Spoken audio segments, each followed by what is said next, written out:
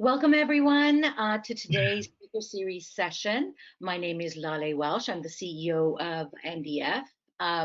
Most of you I've had the pleasure of meeting. Today we're going to be talking to Patrick Tierney about our GNEM specific clinics that we are obviously in discussions with at UC Irvine, which will be starting soon. Patrick Tierney is a MPT, physical therapist at UC Irvine. So when that clinic starts, he's going to be the person that you'll be dealing with. So that's very good. Since graduating from PT school at Western University of Health Sciences in 1999, he's worked exclusively at UC Irvine for the past 20 years or so. So I won't keep this discussion any longer, and I'll let Patrick introduce himself and highlight some of the things he wants you to know. Please feel free to post your questions on the chat box so that we can address them with him afterwards. And I know we'll have a very interesting talk from Patrick, and we're all hoping to learn something new. Patrick? All right, good morning, everybody. Again, I'm Patrick Tierney, a physical therapist, and thank you to Lale for that introduction and inviting me to share some of my knowledge here about GNE myopathy and some neuromuscular conditions. Just to give you a little bit more of a background about me, again, I've been a therapist for 20 years here at UCI, and my skills have kind of evolved that put me to a position that I can work with such a, a special group of people with neuromuscular conditions. Neuromuscular conditions are very rare, so you're not going to see many physical therapists that know a lot about them and how to work with patients with these conditions. So what brought me here to as a physical therapist in neuromuscular medicine is my background is working as an acute rehab therapist for the first 3 years, where I worked primarily with people with strokes, traumatic brain injuries, spinal cord injuries, multiple trauma, joint replacements, and such. Those types of patients, when they've got these conditions, it affects all parts of their life, and much the same with neuromuscular conditions. But with this group of people, they're able to progress through their conditions in order for them to be a little bit more independent. And then in 2003, I switched over to the outpatient clinic where I work primarily with, your general outpatient orthopedic issues, spine, backs, hips, knees, ankles, fractures, post-op. And that's where I also work 80% of the time, and 20% of the time I'm here in the neuromuscular clinic.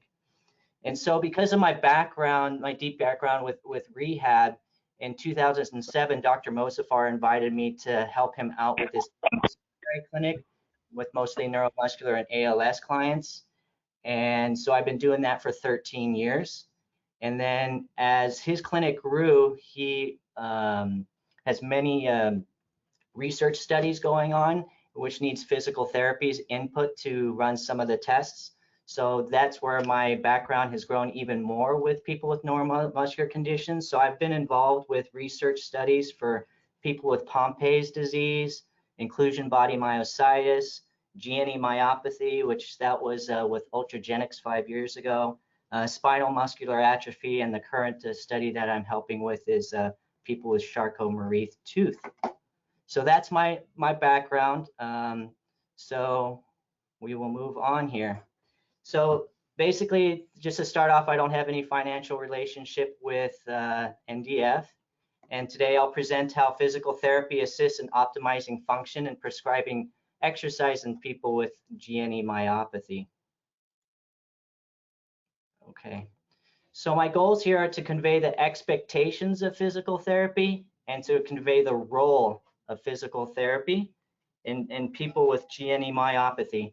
Now, even though I'll have my presentation talking about GNE myopathy, it is so rare that I've only seen, just to kind of give you a background, maybe 10 people with GNE myopathy. You can see from this slide, it's about 1 in a million. So does that make me an expert in GNE myopathy? I guess relatively you can say it is, because there's probably 50 physical therapists in our department here at UCI, and I'm probably the only one that either knows what it is or has actually seen someone with it. So if I don't see that many people, how do I know how to work and treat them?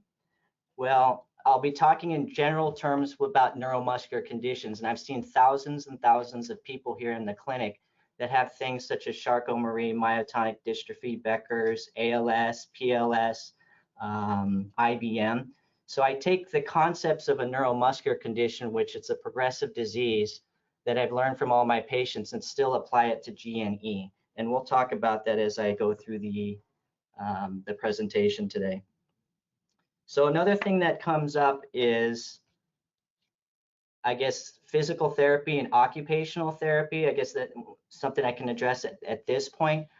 I am obviously a physical therapist, and we'll talk about the physical therapist point of view, but there is some overlap with occupational therapy too.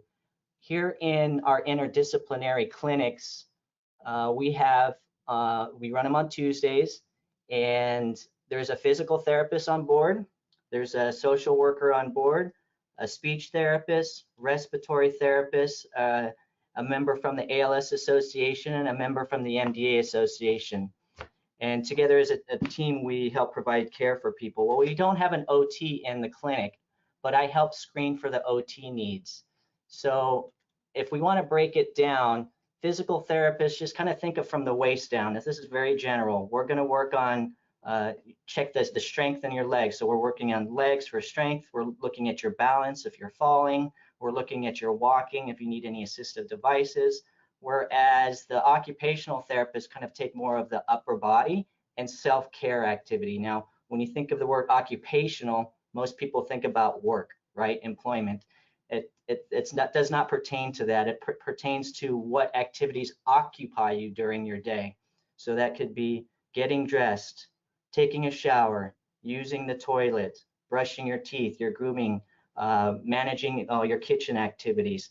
So that's kind of how we separate the PT and OT. So if a patient comes to me in the clinic and they've got issues with getting in and out of the shower, on and off the toilet, I can give them some feedback on that. But if it goes beyond my scope of care, then I'll refer them to the occupational therapist. And the occupational therapists are also hand specialists. So if patients have issues with their hands, fine motor, contractures, I'll also refer them to the occupational therapist, and they can work with them on the hands. All right. So as far as physical therapy, if you didn't see this slide and I were to tell you, when you think of physical therapy, what are the first things that come to your mind? And these are some often ones that you'll probably think about. Well, the physical therapists help with exercise, true. You know, strengthening, stretching, cardio. If you've got a walking issue, maybe you had a knee replacement or sprained your ankle or broke your leg, the therapist can teach you how to walk again. Balance issues, again, if you're falling and tripping, or vertigo issues or vestibular issues, balance is one of the treatments that we'll provide. You might think of modalities. You know, therapists use hot packs and cold packs, electrical stimulation, ultrasound to help with pain. Massage is another thing. That's part of our treatment, but we are not massage therapists, just to put that out there. Or maybe you might think of a diagnosis. You might have a friend that's had some physical therapy in the past because if they strained their back or pulled their muscle or rolled their ankle, or maybe they had surgery and they just needed some post-op rehab. So those are the things that you might think about when physical therapy is mentioned. So when I see patients in my outpatient setting, or even if I were to see them in inpatient, and we see them for the first time and do an evaluation, one of the things that we ask them is, what is your goal? What is it that you want the physical therapist to help you with? What is it that you want to improve during your time in physical therapy? And the reason why we ask that is because we want to get a sense of what it is that the patient wants. And in the end, that's what's important, is what it is that what your needs are. And then it also helps the physical therapist develop a treatment plan to get to that point, okay? And so these might be some of the common goals that you'll have patients say to us, and that's, you know, they want to improve their strength, their flexibility, they want to work on their balance, maybe they've got, you know, some pain issues and they want the physical therapist to help them with the pain management, or maybe they just need some help with being a little bit more independent with, you know, their walking, transfers, getting out of bed, maybe stair climbing. All right. So I'm going to go through a couple scenarios that are very common And and this kind of is setting up the whole thing about the expectations of physical therapy and the role of physical therapy, as I stated my goals at the beginning. So the first scenario goes something like this. All right, I have a patient that comes to me and let's say they have a knee replacement, and they've gone through all of their education about what to expect with their knee replacement with the surgeon and what their outcome should be at the end.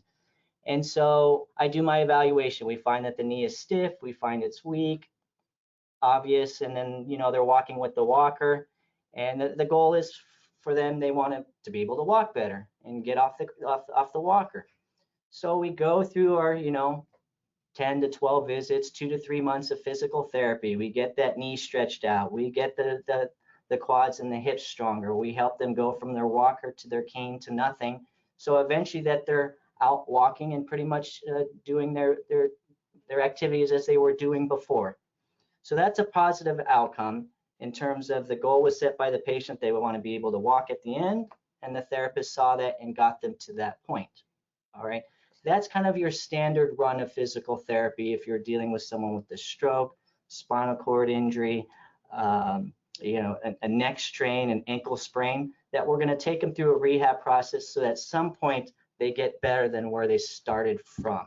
All right, that's scenario number one. And that's what usually goes through most people's minds when it comes to physical therapy. They're going to get better at the end, right? Now here's scenario number two. You've got a neuromuscular condition, all right? So you've got weakness that's going to progress over time. Now, when I asked earlier on that slide about what you associate with physical therapy, you associate with maybe getting better, getting stronger, being able to walk, having better balance. The physical therapist thinks the same thing too, because us physical therapists are trained to get patients better. All right.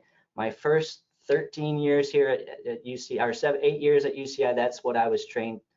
That's what I did. All my patients got better. That's what my mind was wired to do.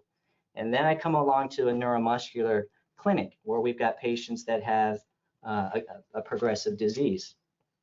So the second scenario goes that a patient comes in and they've got drop foot, let's say, and we see that commonly in the GNE myopathy. We might see that in ALS. Eventually with IBM, some people get that. Charcot-Marie Tooth gets some drop foot. And so the patient comes in and tells the therapist, I'm really weak down here in my shin muscle and I can't get my foot up and I keep tripping, and I want to get that stronger so I can walk better and be like I was before. Physical therapist does their exam, notices you're right, that is weak. So let's go and take you through a bunch of exercises that we're going to do to help improve the strength and get you walking better. So you go through your therapy, you go through your 8, 10, 12 visits, you do the exercises, you're compliant with them, the therapist is trying all different things, and you're not getting better. And you keep tripping, and maybe you're even getting worse, or your muscles are more sore and it's harder for you to walk around because you're doing all these exercises. And at the end, you're frustrated because you didn't get better, because you had in your mind that's what physical therapists do, and the physical therapist that you saw is also trained to get you better. And so there might be some frustration at the end because that goal is not met. So that's not the fault of the physical therapist. I have to back them up too, because again, these conditions that we see are very rare. So that's where I kind of take my experience working with all my neuromuscular patients and coming up with these, I guess, precautions to help our patients along. So the expectation of the therapist and the patient at that point was not, I guess you could say, realistic to have a positive outcome. So does that mean physical therapy doesn't work because they didn't get you better? No, and it took me a good year to finally figure out what my role was as a physical therapist when I was working with people with neuromuscular problems. I couldn't take what was in my mind from all that experience to get patients better and bring that into a neuromuscular setting. It doesn't work. What works is, and into the core as physical therapists and occupational therapists, what our role is, and I had to really break this down fundamentally, is to make people as functional as possible with what it is that they have, okay? If there's not the point for them to get stronger, I can't get them off of a walker to a cane to nothing if I'm dealing with a progressive disease. Now that seems very simple, right? Of course, it's very obvious, but you know, in our minds, the conventional wisdom is that if your muscles are getting weaker, exercise, they'll get stronger, it will get better. Unfortunately, it doesn't work that way. So again, fundamentally to the core, the physical therapists and the OTs are to make you as functional as possible with it, whatever it is that you have. And that's what I'll talk about from this point on. What it is that can we do to keep you functional, all right? So exercise. That's probably the number one question or conversation that I have in the clinic with all my patients, all right? So we'll talk about exercise here. Now, exercise is needed in all of our body systems to perform to their optimum levels. There's multiple body systems, obviously your muscles, that's probably number one when you think of exercise to get them stronger. Skeletal, that's going to be your bones. You know, we need exercise, resistance, and gravity to keep our bones strong. Cardiac, we need exercise to keep the heart muscle strong to pump blood throughout our body. Nervous, or your nerves, you know, if you don't use it, you'll lose it type thing. So exercise helps stimulate those neurons and those connections to our muscles. Respiratory, our lungs. Need to keep and open up those lungs, deep breathing, that helps with the oxygen exchange into our blood system to get that to our muscles are working. Our digestive system definitely needs mobility to help move things through our gut. And endocrine, which is your hormones. Integumentary, that's your skin. If you ever had this cast on your foot or arm before and you take that off and you find out your skin is all scaly, it's because it didn't move. So you weren't getting that nutrition there to the skin. And also importance of mobility in more of our patients that are bed bound, right? You get the often bed sores if you're not moving around. And then our immune system too. So what are the benefits of exercise? Obviously strengthening, flexibility, and contracture control. So your contractures are when your joints get kind of curled up and stuck in a position. You often see those in the fingers. You can see them in the elbows, and you can see them in the ankles and knees. And then pain control, circulation and edema management. If we're not moving as much as we'd like to, you can have often edema present into the ankles, into the fingers and hands. Digestion is important too. Back in my days working in the hospital, for our patients that have been in bed for a long time, and we sit them to the edge of the bed, one or two things happen. They either burp or pass gas. You need to be upright and moving and need gravity to help with the digestion and push things around. And also exercise helps with the overall, you know, feeling of well-being that you're doing something for your health. And for me, you know, this is the most important part, taking care of the mental health. If you can take care of the mental health, everything else should follow into place. So in the GNE population, this is often the weakness pattern that we're going to see, where you're going to often drop foot is one of the first signs, the weakness of the anterior tib muscle there. The hamstrings, which are going to be the muscles behind your thighs, those help bend your knees. Your hip adductors, those are the ones that pull your knees together. The hamstrings and hip abductors help control your pelvis, so you might have some instability with your walking. Sometimes you have weakness in the hip flexors, and that's the ability to lift your leg up in the air like marching. And then moving on to the arms, it's your triceps, so being able to move your arm away or pushing can be weakened, and then your finger flexors. All right. What's interesting about this condition is it's quad sparing. Even though I have it under weakness pattern, quad sparing means your quads are intact. So I guess that's something that we still don't understand why that happens. Why are the other muscles affected, but your quads still remain relatively strong? Okay. And when you see this weakness pattern here, this is where it's really important to, if it's possible, to join an interdisciplinary clinic, or at least have a physical therapist that's somewhat knowledgeable about, I guess, neuromuscular conditions is because each of these conditions have their own patterns, and we can identify that quite, if Dr. Mosafar sees a patient and says, okay, Patrick, I need you to go see this person, they've got GNE myopathy, boom, I'm already going to I'm thinking about, drop foot. Let me go take a look at that, and hamstrings. If I have someone with inclusion body myositis and the doctor says, go see him, I've seen so many of them, I know that their quads are going to be weak. I know their finger flexors are going to be weak. So that's important if you're able to find physical therapists or OTs that are in this setting, because we're familiar with the weakness patterns of the patients, and in the end, what it is that they really need. We kind of have a head start on other physical therapists that may not know. So exercise. What do we know about exercise in the neuromuscular population? Not a whole lot. Unfortunately, just because the conditions are so rare and you don't have that many patients to sample from, it's hard to find a good, strong research study that concludes what is good and what is not. But across the board, this is not just for GNE myopathy, this is just for all neuromuscular conditions.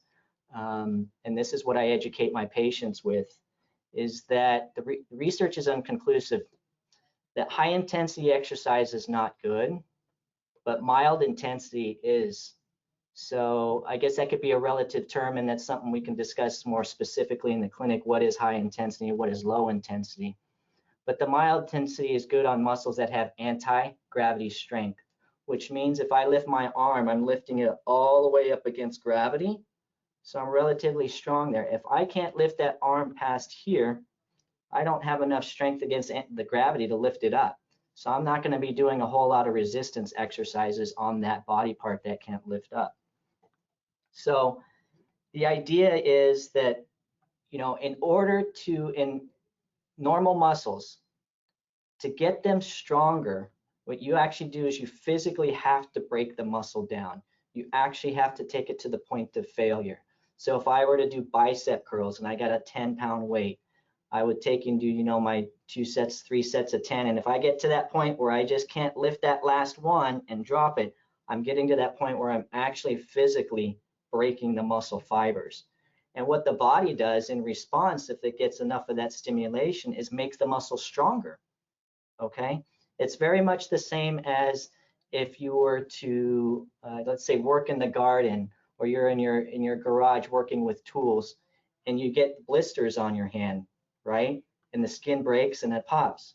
But you keep on working with those tools, and eventually what's going to happen to that skin? It thickens, right? It gets stronger. It's the same thing with your muscles in the normal setting. You have to break it down to get it stronger. All right.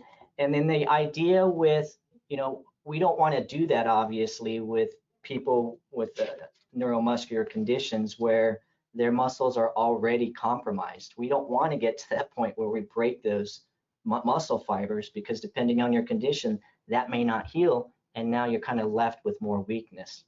All right. So how much exercise can you do, or what should you do? The idea with the exercise, again, this is very general, is that it can be frustrating when you're doing an exercise program and you don't see that you're getting better, right? You're like, well, I'm doing all these exercises and I'm just not getting stronger. Well, your mind is thinking that you've got normal muscles, right? So that's why you're not getting stronger, is because you've got a neuromuscular condition.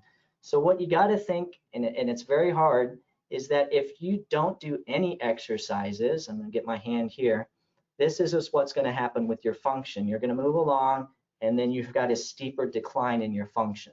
All right, that's if you don't do any exercises. If you do some level of exercises that your muscles can take, then you flatten out that decline. So you stay functional for a longer period of time. In both cases, yes, you are declining, but you're declining at a slower rate if you're doing some level of strengthening exercises. So yes, you're getting worse, and that's where the frustration comes in. But I try and tell my patients, think that what you're doing is holding on to your function for a longer period of time. All right. So what are some of the precautions when you've got a neuromuscular condition when it comes to exercise. You want to avoid fatigue, and fatigue is not necessarily the breathing part, it's the muscle part, okay? That you always want to leave a little, I say, gas in the tank. You don't want to get to that point where it's now just too heavy to lift that weight. So the last rep that you do should feel pretty close to the first rep that you do, all right? Don't get to the point of fatigue. You want to also avoid muscle soreness. So if your muscles are sore for, more than 2 days after doing the exercises, that might have been a little bit too much, all right? And this is the main thing I tell my patients when it comes to their strengthening exercises, is that after you do them, you should not have any difficulty with your functional activities like standing, getting out of a chair, walking, using your arms to maybe comb your hair. I'm going to give you a couple examples of some patients that I had who did some exercise and what their reaction was, all right? And this was a patient I just saw here in the clinic. He had inclusion body myositis, and I just saw him about a month ago. And he must be in his 50s or 60s.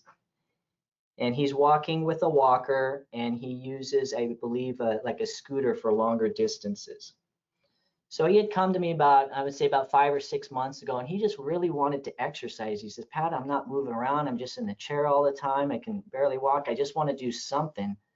So I had recommended an exercise pedaler. And I don't know if you've seen, they go on the floor, and it's just a pedal motion, just like you're on a stationary bike. So I asked him, I said, try that. You'll be sitting in a chair, and you're just moving your legs.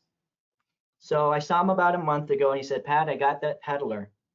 He goes, but after using it, I was, in his quote terms, trashed for 4 days, meaning I couldn't walk, I couldn't stand, I couldn't get out of my chair. And I said, well, how long did you do the pedaler for? He goes, 5 minutes. That's not very long, and there was no resistance on it, but for him, that was too much. So most of us should be able to do 5 minutes on a pedaler and have absolutely no problem with fatigue or muscle soreness. But that's what it is that you want to look out for on any type of exercise that you do, that you don't have this trashed feeling or this inability to do your functional activities afterwards. And then another example of this, and this was maybe close to 10 years ago, I had a young man probably in his 30s with a form of muscular dystrophy, and he came walking into the clinic, and he just had a little bit limp in his gait. You couldn't tell too much that he had something going on, but he wanted to get stronger. And I told him about, again, the precautions for exercises, did his evaluation, and I said, okay. And I thought I was going conservative with this young man. So let's do these 3 exercises. And I had him do tippy toes or heel raises. I had him do squats, and then bending over and touching his toes. 10 reps for each of those exercises. That's it. He comes back to me the following week, and I said, how did you feel after doing those exercises? And he goes, I was sore for 4 days. All right. Again, that was too much for him. So those are great examples of what it's like when you do too much exercise, and those are real life examples from patients on what they felt after doing too much exercise. All right. So here are some guidelines. In the case of my 2 patients that I just mentioned, what you can do here is modify the reps, the sets, the resistance, or the frequency to avoid the fatigue. So for the first guy with IBM and the exercise pedaler, I had actually told him to drop it down to 1 minute. That's it. And then have 2 days of rest and see how your muscles feel. And if there was no soreness, then to do it again until he can find that point where he can do the exercise without any muscle soreness. So he would increase maybe by 30 seconds or a minute each time if he didn't have any muscle soreness. Frequency, so that'd be like, how many times a week do you do the exercises? You can adjust that. Usually with strengthening exercises, I ask my patients to at least wait 2 days in between to give your muscles enough time to recover. You can modify resistance. If you're doing a 3-pound weight and that starts causing muscle soreness, maybe you drop it to 1 pound. Sets, instead of 3 sets of 10, do you do 2 sets or 1 set? And there's obviously repetitions too. So moving on up, I'll work from down to up for these guidelines. If you've got weak muscles, so like anti-gravity, you can't lift your limb up against gravity, then you probably want to focus mostly on stretching and passive range of motion. Stretching just to kind of keep the joints mobile. It helps with comfort and circulation too. Especially like our patients with ALS, their rotator cuffs can get weak, and so you can get frozen shoulder. That's painful and that's tight, so stretching it helps with that. Passive range of motion, you would need someone to help you with that. So active is me lifting it myself. Passive would be someone lifting it for you. Since you don't have the strength to lift it, someone else would help lift it for you to do the range of motion to keep that mobility. The muscles are not working in this way when we're doing passive. So you're not going to damage anything. It's just to keep them flexible and the joints moving. Unaffected muscles, it's okay to do strengthening. Now with our different neuromuscular conditions, again, we have different weakness patterns. So our people with GNE myopathy, they've got pretty good quads. So I don't have a problem with patients doing resistance exercises, but they're not going to be able to do resistance exercises on their hamstrings because those are the weaker parts. All right, so that concludes the exercise portion of the talk, and now I'll move on to the equipment. Now, there's a broad spectrum of functional abilities with our patients with neuromuscular conditions. So I'm just covering the entire gamut of the equipment that's available that can help you, but you may or may not need this. So I'm not saying that every patient here that's watching is going to need this equipment. It's just to cover the people that may need it and just inform the others that may not. So walking devices, again, when the patients come into clinic, I always evaluate if they're able to, they're walking. I'm always asking if they've had any falls recently. Falls indicate that something is happening, especially the frequency of the falls are occurring. So while I do my gait evaluation, if there's anything that I see, I might recommend a cane, a walker, or AFO, especially for our GNE population, with the drop foot as being a predominant weakness. The ankle foot orthosis is something that's indicated. And so I wanted to make a comment about the AFO because I just learned this about a week ago. Now, I not learned it, but it just helped remind me that it'd be a good talking point for today on really how important it is to, with these rare neuromuscular conditions, if you're able to find an interdisciplinary clinic or a therapist that's well versed in dealing with these conditions. Because I had a young lady that came in with GNE myopathy with her drop foot, and she was prescribed 2 different types of AFOs, and both of them were wrong. Neither of them helped her. One was completely overkill, and she's got good quads, and that AFO that they gave her inhibited her from using her quadriceps, which were strong. So she couldn't walk uphill. Any incline, she couldn't walk uphill with these braces because they were, I guess, too strong or too good. She wasn't as weak as those braces had indicated. And then she had another brace that was just too small. So, there in the clinic, I had to educate her on what it is that she needed. So you have to take into account not just the weakness in the ankle, but the whole weakness pattern within the body also determines what type of AFO to get. So I was able to help her, guide her to get her a more appropriate AFO to make her functional there. And then we kind of move on towards, power scooters and power wheelchairs. In our ALS population, we don't recommend the power scooters. We recommend more of the power wheelchairs, just because the condition can decline a little bit faster than some of the other neuromuscular conditions. Power scooters are not adaptable, meaning when you're dealing with a neuromuscular condition and you have a regression in your function over time, the power scooter is as it is. There's no way that you can modify it to make it more usable for you. So sometimes our patients get power scooters, and then about a year or 2 later, they can't use it because maybe their hands got weaker or their trunk got weaker and they couldn't balance. Power wheelchairs, the ones that we get for our neuromuscular patients, are what we call modular. meaning that we can add components to the chair over time as the patient's condition kind of progresses. And these custom wheelchairs require a formal PT evaluation. And usually you're looking about 3 months to process to obtain. So if you're in this category of looking at power equipment, just know, like with Medicare, they consider these two to be in the same category of a power equipment. This one here, the power scooter, is going to run about $1,500 to $2,000. If you get this one with all the bells and whistles, you're looking at $25,000. So if you use Medicare to pay for this one, the scooter at $1,500, they will not provide another power device for you at least until 5 years expires. All right. So you may be stuck with this one when in the end you might need this power wheelchair. So the therapists here in the clinic, we help you guide you through that process to make sure that you obtain the correct equipment. And then these are just some miscellaneous items. Lift chairs are people with IBM, inclusion body myositis, with your quads being weak. It's very hard to get out of low surfaces, so lift chairs help you with that. It helps also with our ALS clients, and then hospital beds, obviously. And then if you require a full lift, then a Hoyer lift is indicated. And these are the items that we can help you with here in the clinic. So that basically concludes my talk right there.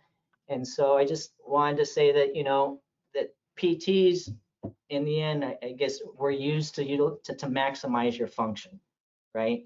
We can't necessarily improve it, but we can, with what you have, maximize your function through activity modification, through the use of assistive devices like canes and walkers and AFOs, and then also providing appropriate exercise prescription. And then also, the PT is successful when the expectations from both the patient, family, and therapist are understood from both sides. So hopefully this information that I've given you kind of gives you another tool, and it also gives you a little bit more power to help educate therapists that you might come across with that maybe not have the background that I do, the expertise to be able to manage neuromuscular conditions. But if you can, the physical therapist should be able to take on that new knowledge if you're able to educate them on what those expectations should be with the exercise, and with you to be able to get around better, to provide the appropriate care for you. So thank you so much, Patrick. What a wonderful presentation. I learned so much, and I know that we have on this call people with obviously affected by GNE myopathy, but also other neuromuscular diseases. So I think it was a very nice, broad explanation of what people can do. So thank you for that. Truth be told, how many people, you can tell me later, took a deep breath when he said, the respiratory part. With regards to the mental health reference that you made, I think that that's obviously an enormous help in any condition. And just as a reminder, we do have the portion of our GNEM specific clinics already open to emotional well-being. So if you are interested in having a free session with Dr. Gail Bard, if you haven't already, please contact us at info@curehibm.org, and we can set that up for you. I have a question before we launch into the questions that people are already putting in the chat box, and that is what I get a question a lot as we talk about these clinics. People want to know the difference between physical therapy and occupational therapy. You made a reference to, occupational therapy as well. Could you, for the rest of our sake, is it important for someone to see an occupational therapist and a physical therapist? And can you explain why? So I guess you can have, there's an overlap between the PT and the OT. And we found out here in our clinic that the physical therapist, just having a physical therapist seems to be sufficient, because we can still identify what those needs are. From what I've seen, most of the needs from our patients are, the walking and the balance. the equipment prescription, which, you know, I think 80% of that can be handled by a physical therapist. For all my patients that come in here, how many percentage of them am I referring to OT? Maybe Yeah. like 10, maybe 10% of them. So not that many. So yes, it's still important to have OT involved in your care, but I think the majority for me, maybe it's just because I'm skewed as a physical therapist, comes from the physical therapy standpoint. If a patient is having issues with like toileting, which is usually the OT realm, I can still, Yeah. and I'm very comfortable in giving patients the right type of advice on what type of toilets to get, to modify toilets, how to modify showers, you know, shower benches, tub transfer benches. That's the OT realm, but us PTs come across that all the time too when we work in the hospital. So where I use the OTs mostly is coming down to splints, the hands. Okay.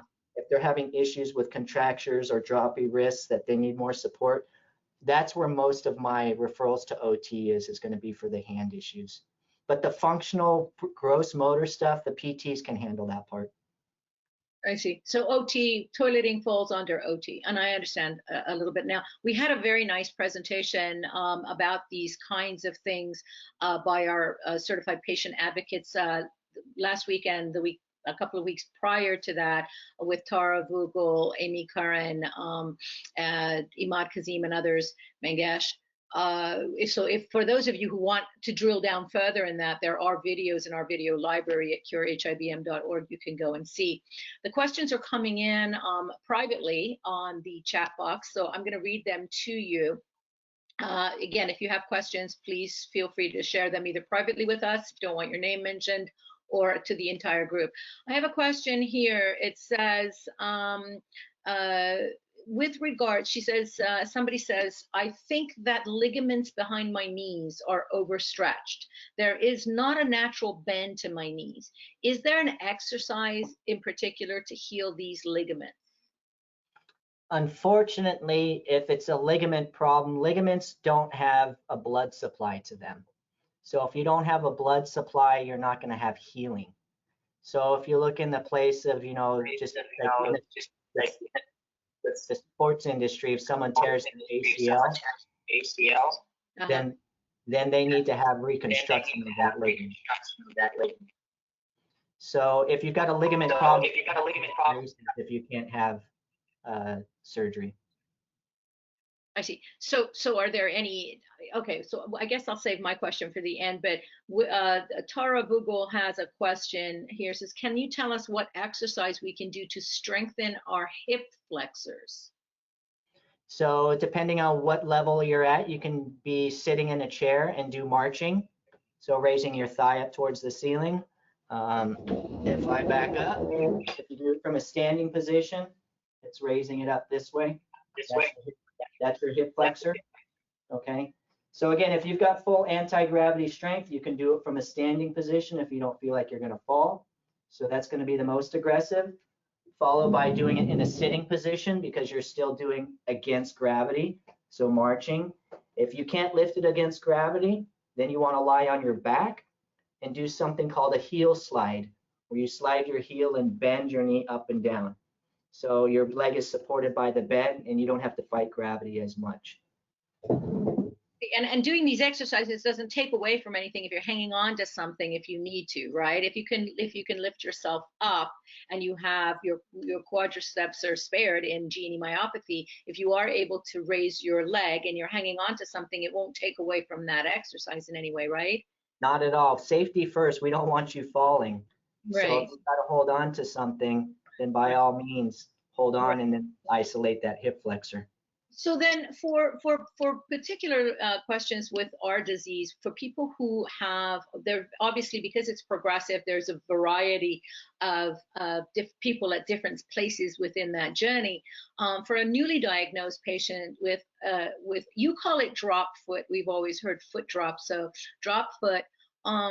If they're at that stage, I know you discussed it, but are there any particular tips for people to at least stay at the same level and prevent the disease from progressing further instead of looking towards making it stop.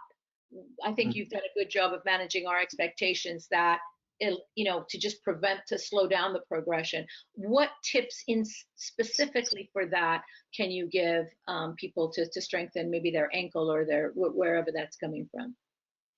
So I would evaluate the other parts of the ankle. For the most part, you're going to have 4 muscles that surround the ankle. One that points your toes down. Your foot drop is the one that points your toes up. And then there's also the muscles that turn your foot inward or outward. So I would evaluate the other 3 to see how strong they are.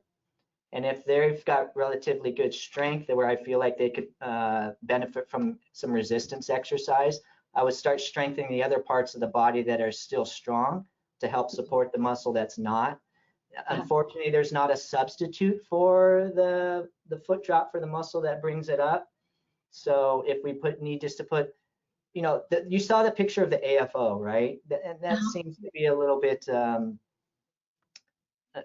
big and cumbersome. So I understand the mental aspect of the patients having to use equipment. So I'll go for I call it a go-between.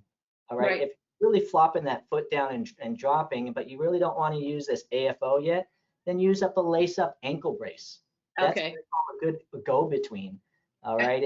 That doesn't make the ankle lazy, because I've heard that. I've heard people go, oh, it'll make it lazy, and I want to avoid using any assistive devices as long as I can. What advice do you give to someone who says that?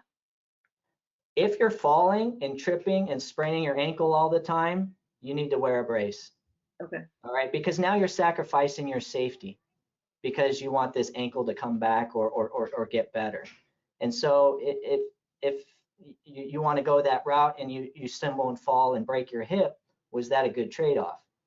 Right. So we always take kind of that safety part in mind. If you're able to manage that drop foot and not fall, then I can understand not going with the brace, but I'd have to look at the safety part to see if there's a history of falling or injury. Yeah, thank you for that. Catherine is asking a question. I have GNEM and am mobile with the help of AFOs. Exercise on a low level often results in fatigue and pain a day or so after, which you addressed in your talk, for several days, she says, especially in hip flexors and shoulders. How little exercise is too little? And I think that's a great question. How do I tell when I've passed my threshold of fatigue and pain and it doesn't set in until afterwards? So how do you know when to do that? Is that something she would need to discuss with you on a one-on-one basis, or is there a general rule of thumb answer for that? It's trial and error is what it is. So you really have to be cognizant of what exercises you're doing, how many reps, how many sets, and what resistance, what position you're in.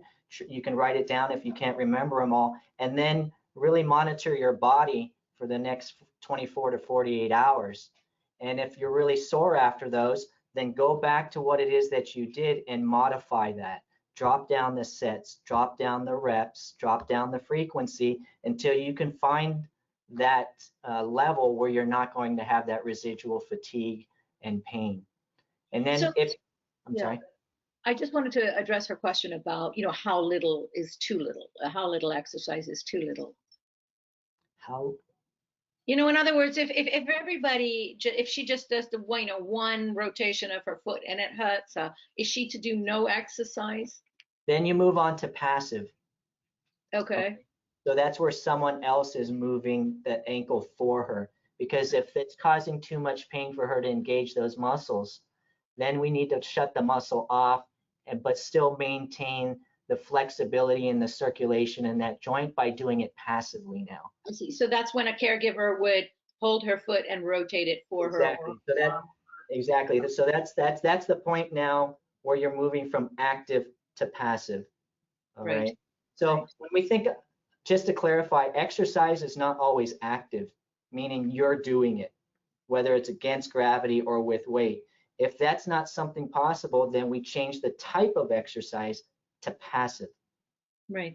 And how much pain is too much pain? I mean, to be honest with you, every time I exercise, I'm sore for a couple of days. Is that always a bad thing, or is it just because you're talking to a subset of people with muscle weakness? I mean, how much pain is okay?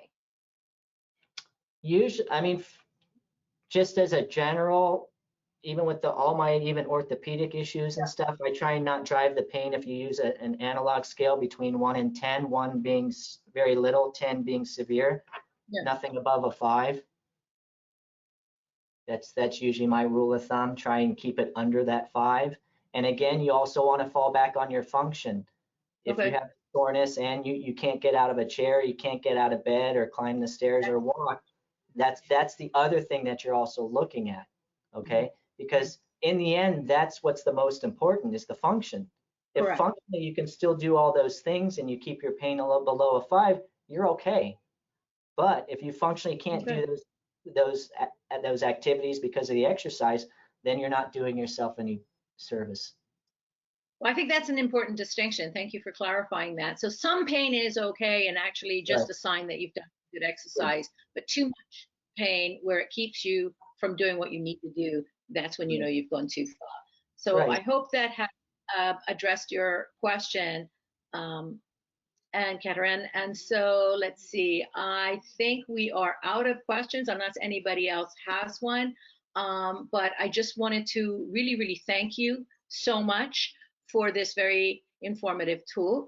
We will obviously have this recording up and in our video library very soon, and Rachel will let everyone know when that's ready.